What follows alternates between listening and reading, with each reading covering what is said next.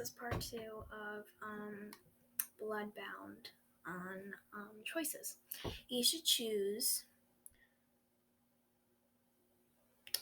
to undo his last 2 wishes. Well, to undo the wishes, you'd think, would that bring back his family? I don't know. I'll undo his last 2 wishes. Oh, it's loading. Okay. Because he'd already had all he really wanted or needed. It's a story about greed and temptation. There's no way for the man to win because there's no way for the man to win because he should never have played this game. All he can hope for is to bring back the things back to the way they were. Adrian nods thoughtfully, momentarily far away. He pauses in deep thought, fingers steepled, and then grins. You're hired. What? Seriously? Adrian extends his hand and you take it. His grip is firm, his skin impossibly smooth. Welcome to the Reigns Corporation. But we have 50 more candidates. We can't have even... This is the one. Of course, understood. Mr. Reigns, right. Call me Adrian. Adrian, I'm just so honored for this opportunity. I promise I won't let you down. Good, because I take promises very seriously. When do I start? Right now. Nicole leaves to process your paperwork, and Adrian escorts you out towards a glistening, shiny elevator. Ooh, that's a pretty elevator. You step into an elevator, and Adrian passes his keycard to the scanner to make a display with buttons appear. He presses one labeled Executive Office. So, is this your own private elevator? Yes. Wow. It's not as pretentious as you might think. Sometimes it's necessary for me to get around the building quickly. Oh, I understand you're a busy person. One of your jobs is to help me be more efficient so I can get more done. My previous assistant, she didn't understand that. Is that why she's no longer with the company? Something unexpected passes in Adrian's eyes. Guilt? Among other reasons. Adrian turns his steely eyes to yours, studying you almost clinically, without a word. His eyes, like stars in a night sky. I'll absolutely do my best, Adrian.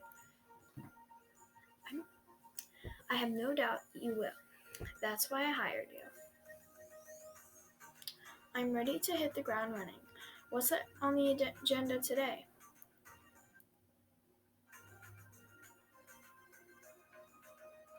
My schedule for the rest of the day is packed. Right now, I need to prepare for a meeting with some very important partners.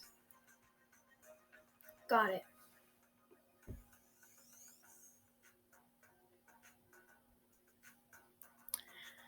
Okay. Don't worry about that. They're a long-time... I picked how it's going to help.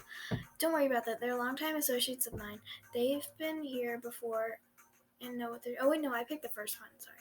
That was, alright, I'll meet them. And they know where they're going. How many of them are coming? Just 2. Would you like me to order some dinner for the 3 of you?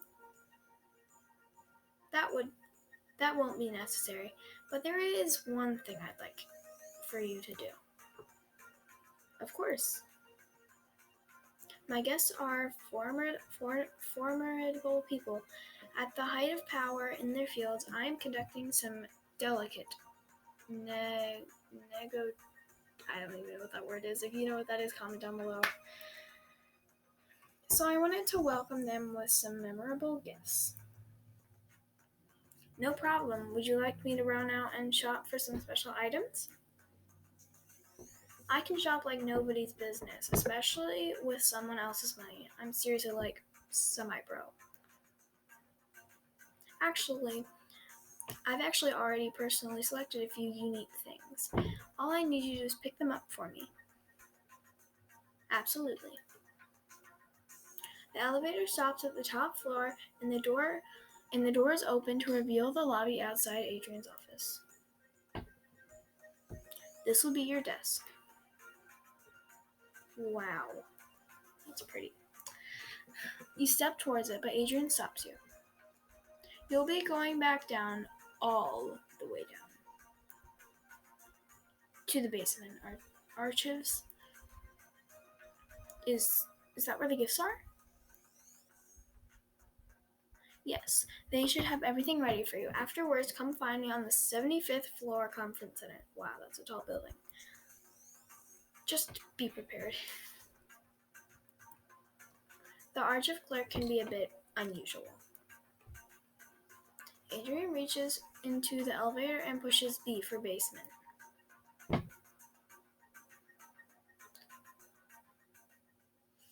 Unusual? Wait, is this some kind of test?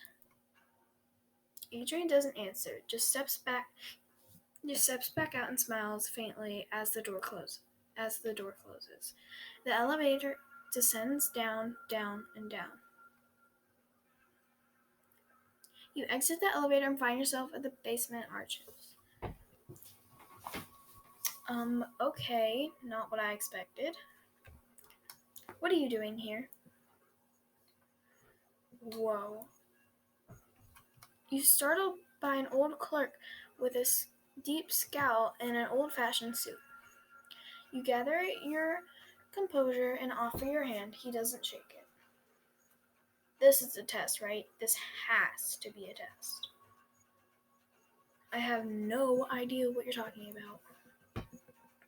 I'm here to pick up some items for Mr. Raines.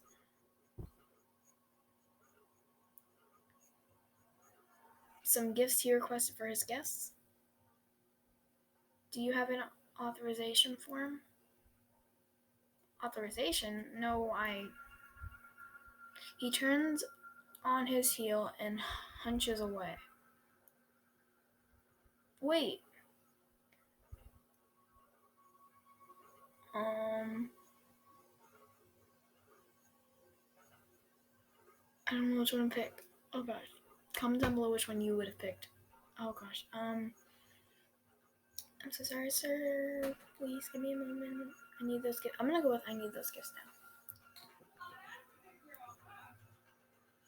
It's very important that I need to get items Adrian requested right away. He's counting on me. No form, no help. I don't have a form because I got authorization straight from Mr. Raines himself. I think he'd be very upset if I had to go interrupt his meeting because of a silly formality? I don't know. I mean, do you think I stumbled down here randomly? That I just happened to know he had something waiting to be picked up this afternoon? I suppose not. So give me the gifts and let's get the show on the road. Fine. He disappears down a dark corridor of shelves. Well, either that hissy fit actually worked, or they're gonna find my body down here someday. A few moments later, the clerk appears with a carved wooden box in his hands. Is that everything? It contains 3 things. Do not get it wrong.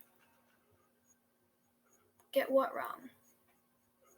He reaches to the box and pulls out an elaborately engraved silver dagger. I'm going to examine.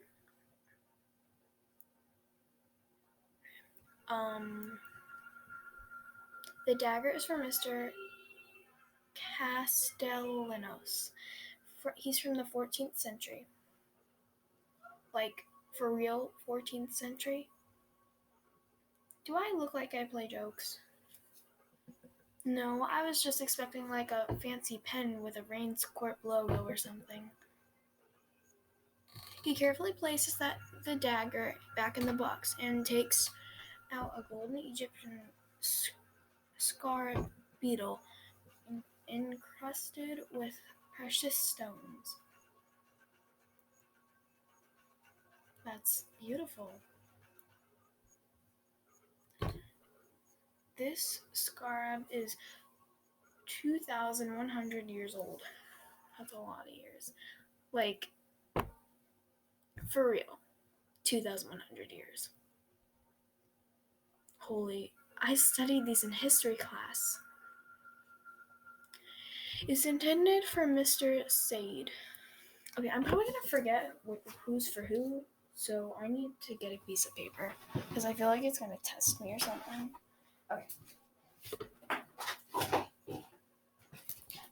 Okay, I have paper. It's, what was it? Said.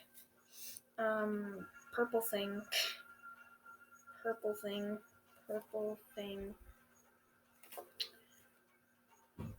Mr. Said. Or something like that. Got it. Anything else? The clerk pulls out one last item from the box. A tiny glass vial filled with red powder and sealed with a tiny cork.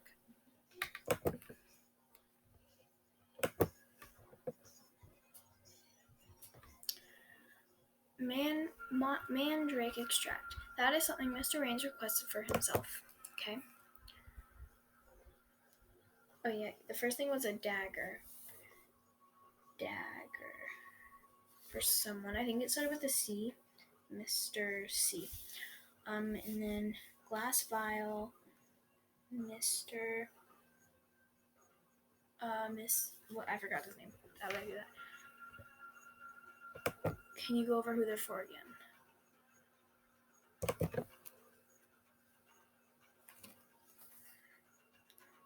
Castellanos. Said. Okay. And then Mr. Raines.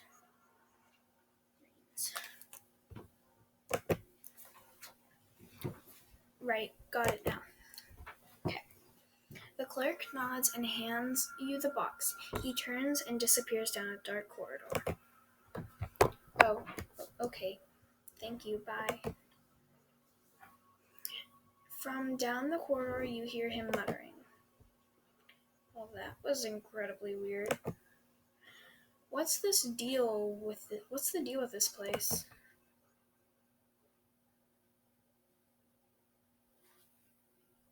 You get back in the elevator, carefully cradling the box and its precious contents. As you ride up the elevator, you pull your phone out of your pocket with one hand and search Mandrake extract. Mandrake extract is a hallucinogenic and narcotic. It was historically used to treat melancholy. In large doses, however, can induce delirium or unconsciousness. Okay, like at what point do I get alarmed? You slide the phone in your pocket and pull out the Mandrake vial. Mandrake. I don't even know how to pronounce it. You hold it up to the light, examining it. The red powder is refined, silky, and mysterious. The elevator arrives. You tuck the vial into your pocket and knock on the door of the conference room. Adrian lets you in. Excellent, Edie. Come in, please. You see two other people seated at the massive table. A stunningly elegant woman with an intense gaze. Ooh, she's pretty. And a sweaty older man who looks up and down with hungry eyes.